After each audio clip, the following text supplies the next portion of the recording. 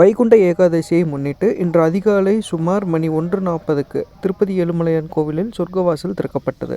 நேற்று நள்ளிரவு 12 மணிக்கு கோவில் அடைக்கப்பட்ட நிலையில் சற்று நேரத்தில் மீண்டும் நடை திறக்கப்பட்டது. இதனைத் தொடர்ந்து ஏழுமலையானுக்கு சுப்பிரபாத சேவை நடைபெற்றது. தொடர்ந்து உற்சவர் மலையப்ப சுவாமி ஸ்ரீதேவி பூதேவி சமேதரராக அலங்கரிக்கப்பட்ட சொர்க்கவாசலில் எழுந்தருளினார்.